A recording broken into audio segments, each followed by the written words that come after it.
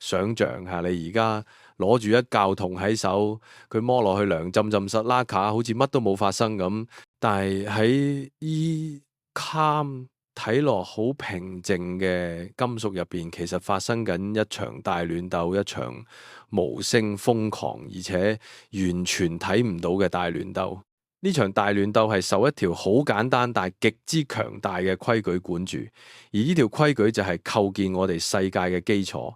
呢條規矩就係同性相斥，異性相吸，就係咁多，就係靠呢條優雅但又極之神秘嘅原則，你可以重組你對電嘅所有認知，重新睇過呢個宇宙。我哋由銅入邊嗰場大亂鬥講起，就好似所有嘢咁，銅入邊全部都係原子。你唔好將原子想象成一個好整齊嘅太陽系，你要想象佢係一個擠滿人嘅社交禮堂，中心有一班質子 protons 縮埋一齊，而圍住佢哋轉，距離遠到喺佢哋尺度嚟講係天文數字嘅，就係電子 electrons。質子有一種我哋叫正電荷嘅屬性，電子就係負電荷。佢哋都受嗰條基本社交規矩管住，質子同電子會瘋狂咁互相吸引，但係兩個質子或者兩個電子就會以同樣強大嘅力量互相排斥。喺呢度我要話你聽，第一個大秘密根本冇人知電荷到底係咩，我哋只係知佢會做啲咩。我哋幫佢嘅行為改咗名叫正負吸引排斥，但係嗰種本質上嘅大電性，即係點解會咁呢？依然係大自然守得最嚴嘅秘密之一。佢純粹就係一種存在嘅規矩，係我哋現實世界嘅公理。翻去嗰個社交禮堂，喺一啲物料好似橡膠或者玻璃入邊，每一粒電子都係死忠派，緊緊咁跟住自己嗰組原子。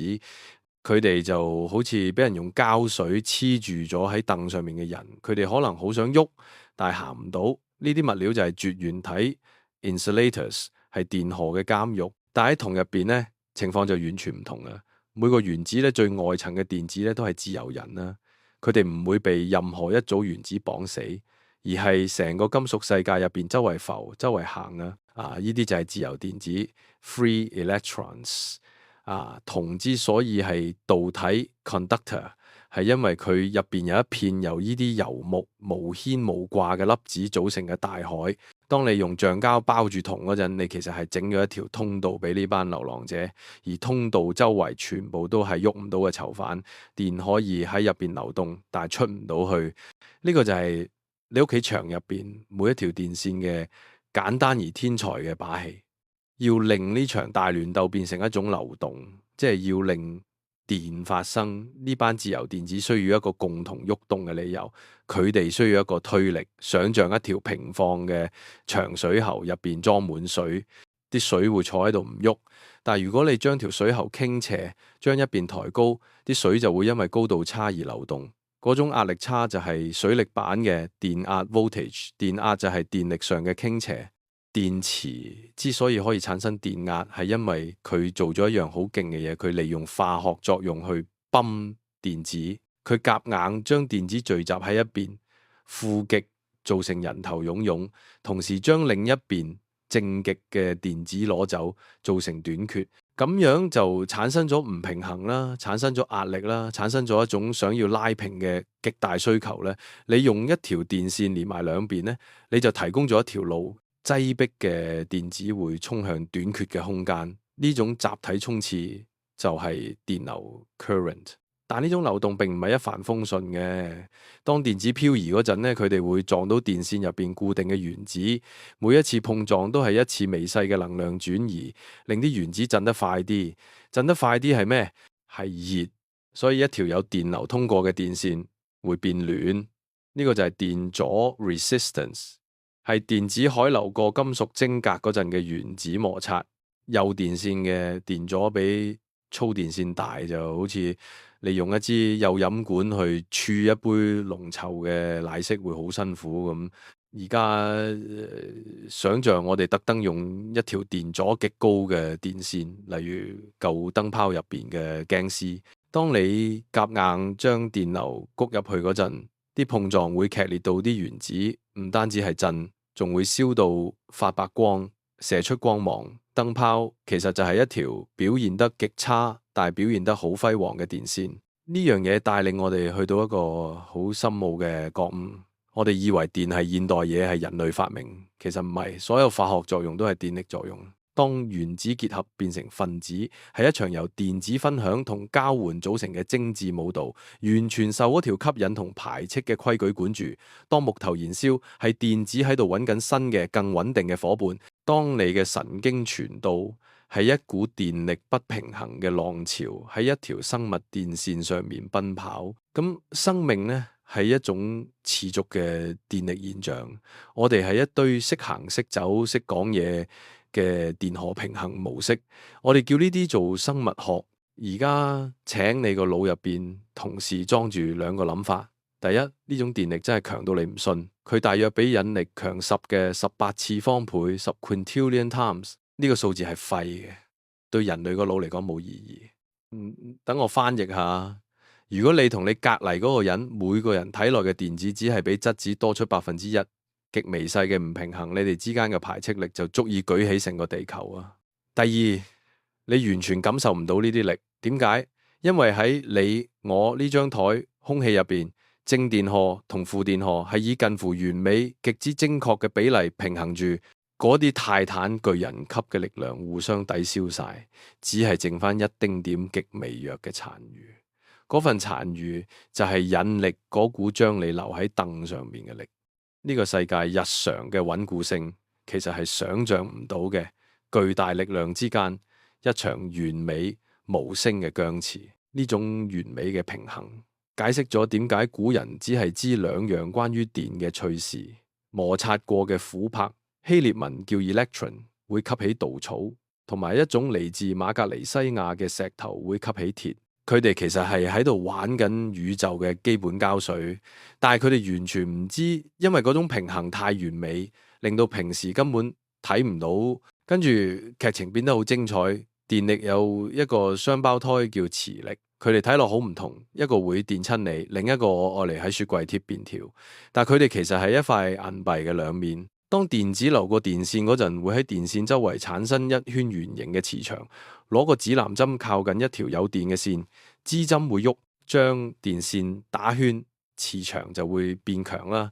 包住一鎬鐵，你就整咗個電磁鐵，一個你可以隨時開關嘅磁力啦。而呢個魔術反轉嚟做都得，喺電線附近移動一撈磁鐵，你就會喺電線入邊產生電子流，唔使電池，單靠運動本身就變咗電。呢個就係感應 induction。佢係全世界每個發電機背後嘅原理。喺發電廠流動嘅水、蒸氣或者風，令到一個巨大嘅磁鐵喺一組巨型線圈入邊轉。嗰種旋轉運動，透過運動同電荷之間嘅親密關係，轉化成電流，橫跨成個大陸，去到你屋企遠方一條河嘅動能，變咗你讀書嗰盞燈嘅光。呢種轉化係非常神聖嘅。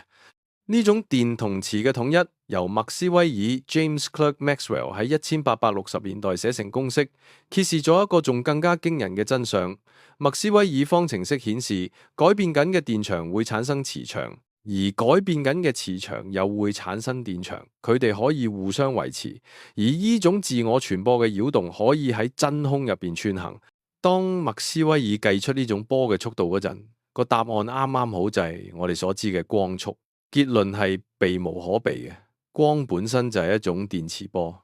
火嘅溫暖，熒幕上嘅顏色，照出斷骨嘅 X 光，帶住我呢句說話嘅無線電信號，全部都係同一種現象，只係震動嘅節奏唔同。我哋住喺一個電磁大海入邊，只係見到佢無盡浪潮終極之狹窄嘅一小段。等呢個真相滲入你嘅骨頭入邊，你從來冇真正觸摸過任何嘢，一次都冇。當你隻手放喺台上邊，你皮膚最外層原子嘅電子靠近台面原子嘅電子，大家都有負電荷，大家互相排斥。嗰種排斥力橫跨住一段極之微細、純粹空無一物嘅空隙。嗰種感覺就係你以為嘅固體接觸，嘢摸落去係硬嘅，唔係因為原子係硬嘅細波，而係因為佢哋周圍嘅電力場喺遇到同等力量嗰陣係喐唔到嘅物體。你之所以可以企喺度，係因為你腳底嘅電子同地板嘅電子之間有一場持續完美嘅電力爭論，甚至連核彈嗰種驚人力量喺釋放嗰一刻都係一種電力現象。喺一個有原子核入邊，92個質子縮埋一齊，佢哋之間互相排斥嘅電力係巨大嘅，全靠短距離嘅強核力先壓得住。當原子核被分裂，個蓋就被揭開咗，分裂出嚟嘅碎片都係帶正電，會以被壓抑咗好耐嘅電力怒火互相排斥，場大爆炸。歸根究底係電磁力一場突然災難性嘅勝利。所以我哋學識咗點樣描述呢股力，我哋可以預測佢，利用佢，將佢植入文明嘅結構，我哋可以極之準確咁講出佢會做咩。但係最深層嘅問題依然未有答案。電荷係咩？點解呢條吸引同排斥嘅規矩會存在？我哋唔知。我哋揾到咗一個模式，一個靚、強大、包羅萬有嘅模式。我哋幫佢起咗個名，而呢個可能就係費曼最精闢嘅見解。物理學唔係俾我哋終極嘅點解，佢係揭示深奧嘅點樣，佢展示出大自然即感上嘅圖案。電就係其中一個最基本嘅圖案，佢係一種吸引同排斥嘅圖案，結構咗原子，鍛造咗分子，賦予咗生命動力，攜帶住能量，仲聯繫住我哋世界嘅穩固性。我哋學識咗點樣去讀呢個圖案，但係佢存在嘅原因依然係一個輝煌嘅謎。呢個宇宙冇義務要令我哋明，但係我哋喺呢度解讀咗足夠多呢場無聲、令人興奮嘅大亂鬥，去照亮我哋嘅夜晚，驅動我哋嘅夢想。而個謎團本身並唔係一扇解埋咗嘅門啦，而係一份邀請，一個信號話俾我哋聽，永遠都有更多嘢等緊我哋去發現啦。